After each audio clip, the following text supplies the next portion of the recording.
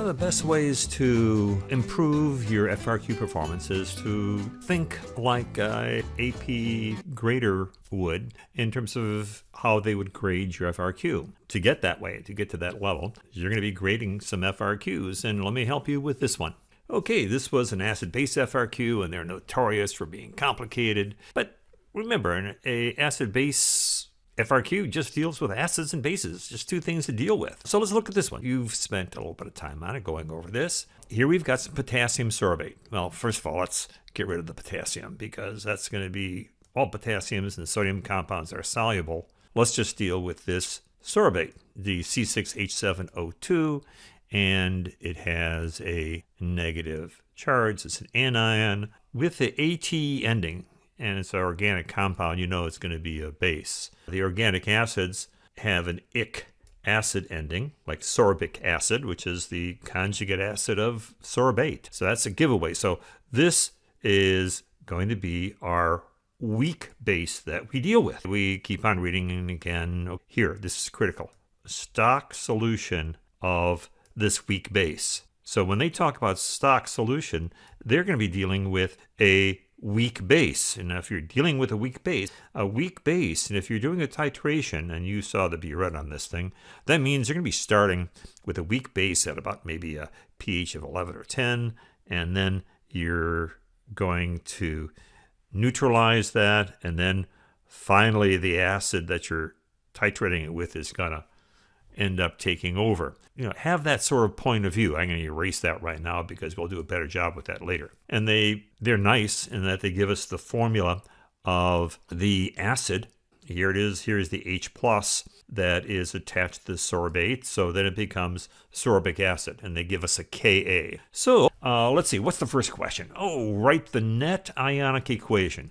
As soon as you see net ionic, you realize they're going to be testing you to make sure that you know that you're going to get rid of spectator ions. Potassium is definitely the spectator. As I said, sodium and nitrates are also spectator ions. And this is really, we're going to be dealing with the sorbate ion. This potassium is going to be the spectator.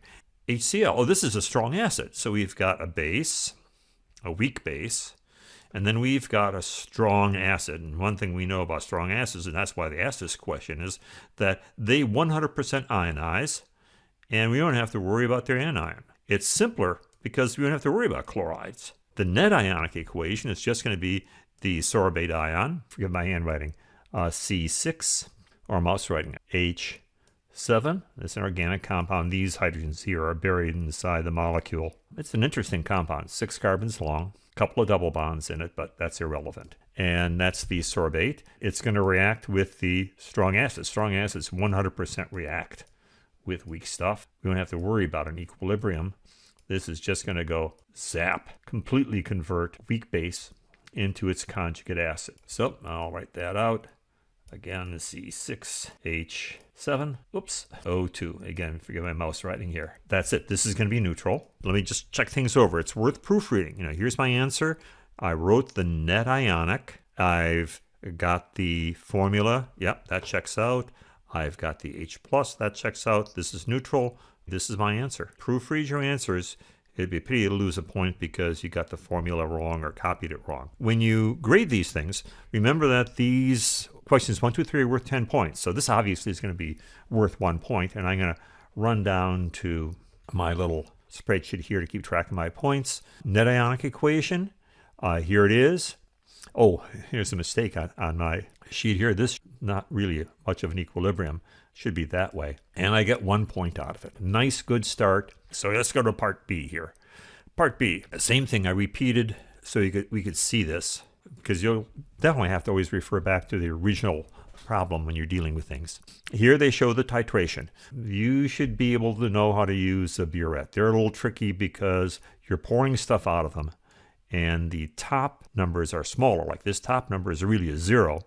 And then it goes down to 1 and 2, 3, 4, 5, and then you can see here 30, 31, because you're pouring things out. Usually people start at the 0, but sometimes if they'll start at the 1 and then move down. So if you go from 1 to 31, you've poured out 30. In this case, obviously, they want us to be able to interpret this thing. So if we start at 0 and go to 1, each one of these lines is a tenth. All the way down here, here's the 0.5, 5/10, and it's a little bit more than 6/10. So this initial reading of the burette is going to be 0.6. That's our original 6/10 between 0 and 1, and we have to estimate between the lines. In this case, the estimation looks like about halfway, and they give you some latitude on this. I'm just going to write down 0.65 mLs. And let me put the mLs down too to remind myself. And then over here, I'm looking down and I see you go to 30, 31. And again, we have tenths. This looks like it's right on the line. So it's going to be, again, be careful reading this because the numbers increase. So this is 30, not 31. It's 30.6. And since it's right on the line, I'll say hundredths ml, 6/100ths of an ml, 0 ml, 0/100ths of an ml. That's my second reading. What's poured out is all this liquid between 0.65 and 30.6 that is filling into here during the titration. What should it record as the volume of HCl required to reach the endpoint? This is the HCl that was in the burette. The stock solution was here originally, and we poured this stuff out until neutralized all the weak base in there. You could probably do this in your head, but I'd be a bit careful. On a test, it's very, very easy to make a mistake, even in simple math.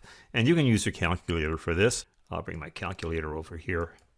I typed in 30.6 minus 0.65, and I get 29.95.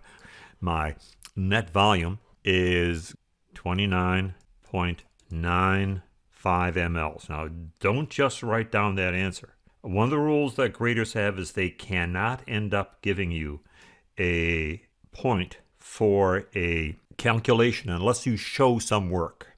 Now, if you showed these two things, that would be all that you need.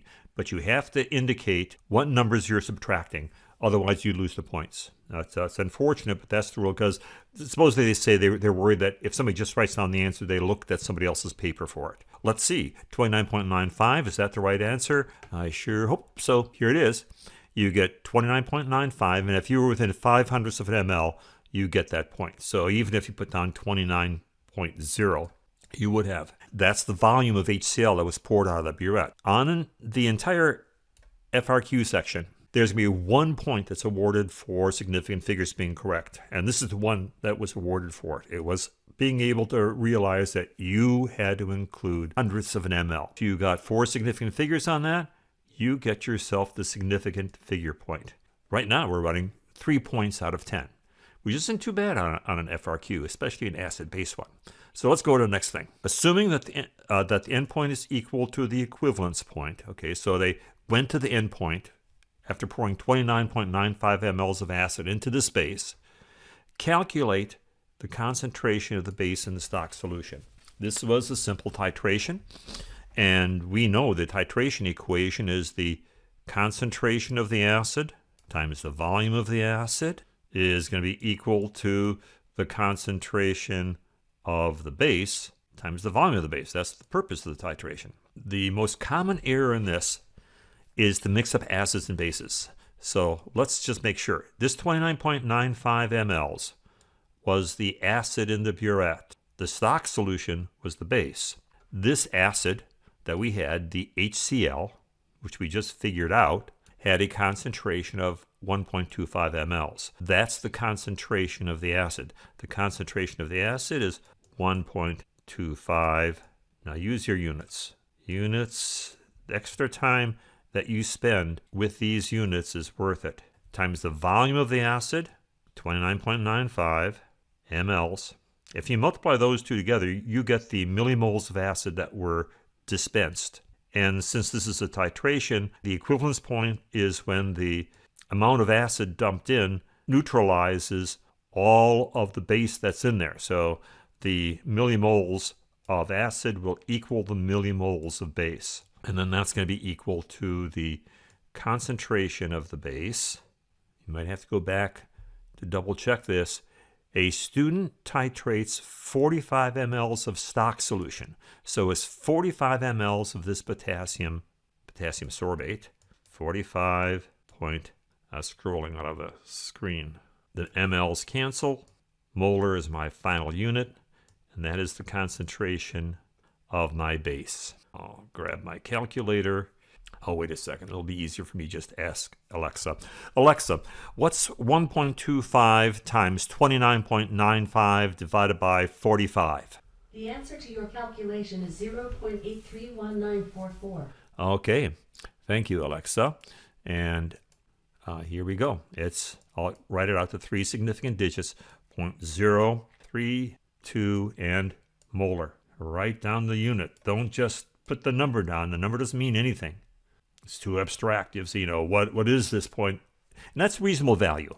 Concentrations run from 1 to lower values, so that makes sense. Also, looking at it, we see that we didn't need quite as much acid as we had base, so the concentration of the base had to be a little bit weaker. So let's see the points we get for that. I get 1 point for setting up the calculation. That's Ca times Va, which is the 37.4 millimoles of acid that we use. And then I get 1 point for the right answer. By the way, if you had the wrong volume and got a different, let's say your B was wrong, if you calculated correctly, you get the full points. And right now we got 1, 2, 3, 4, 5 points. The average score on this test globally, when it was given, was a little bit under 4. So right now we're above average just with doing these calculations. So never give up on a FRQ. There's going to be some stuff where you can get some great points out of it. That's what we got here. So we're fine on it. Calculate the pH at the half equivalence point. The equivalence point is when all the base has been wiped out. The half equivalence point is when half of it's wiped out. And we know that at the half equivalence point, the pH is equal to the pKa of the acid. The pOH would equal the pKb of the base, but they want the pH. So we're going to have to find the pKa of the acid, and they gave us the Ka. So when you get the half equivalence point, the concentration of the leftover base and the conjugate acid are together. But you've gone through that. If you don't end up using a half equivalence point on AP exam, then you miss something. We just have to take the negative log of the Ka, which is a 1.7 times 10 to the negative 5. So it's going to be around 5. Our calculator, and you end up, I said it's going to be about 5. It turns out to be 4.77. Okay, and that's a reasonable pH. You started off with a probably somewhere around 11 or 12 because it's a weak base, added acid to it, and now the pH is dropping down to 4.77. So it makes sense, and we've shown our calculation. Let's see if we get a point for that. Let's see, the pK of ascorbic acid is 4.77, and we get a point on this. So right now we've got a total of 1, 2, 3, 4, 5, 6. If that's all you get, you would have gotten 6 out of 10 points. And I've got a normalization chart here, which indicates that would be about 80%. So you're probably up to a level 4 just with these answers. Now let's go and keep on going, see if we get the rest of the points on this. Now E, the pH at the equivalence point of the titration is measured to be 2.54. So right here, they've got that point. This is when all the base has been wiped out. The initial pH and the pH are listed here. Okay, here is our initial pH. Oh, this was really weak base. It was we started with a little bit more than 9. Accurately sketch the titration curve on the graph below. We're adding acid, so the pH is going to drop. Then we get to a buffered section. Mark the position of the half equivalence point on the curve with an X. The half equivalence point we figured out was 4.77. So that's halfway to our titration. Here we've got 30 mLs. 15 is halfway there, and it's 4.77, right about there. That's where we've got our perfect buffer. So the pH is going to drop until we get to that perfect buffer. It'll level off. Then the buffer is going to be used up, and then the pH is going to crash down to when we get just pure acid. An X at the half equivalent point. At 15 mLs, you record 4.77. So that's 1 point. Leveling at the buffered area. Now let's see. Yep, here it is, leveled off at the buffer, which which is what we expect, so we get a point for that. The third point on this curve is when you get close to neutralizing and getting rid of all the base, you have that steep drop. Remember, our standard beautiful titration curve has that steep drop when we wipe out the base, so we get a point for that. All right, right now I have a total of 9 points, which would be equivalent to 98%. If you got this many points, you're at a level 5. That's excellent. In fact, let's see if we can get a perfect score on this. The pH of a soft drink is 3.37 after the addition of some of the sorbate. Which species, the acid or the base, is in higher concentration? So our pH is 0.77. We're closer to here. So that means we've wiped out almost all the base, and we have just a little bit of base left. So we must have added a lot more acid. In effect, the H plus has changed most of the sorbate to the sorbic acid. And that makes sense because the pH is lower, indicating that instead of there being equal amounts as the half equivalence, there is more acid than base. Concentration of the acid is greater than the concentration of my base, conjugate base, and they ask for a justification, which means, what proof do you have of that? All you'd have to say is that the pH is lower than the pKa. That's the evidence that you're using.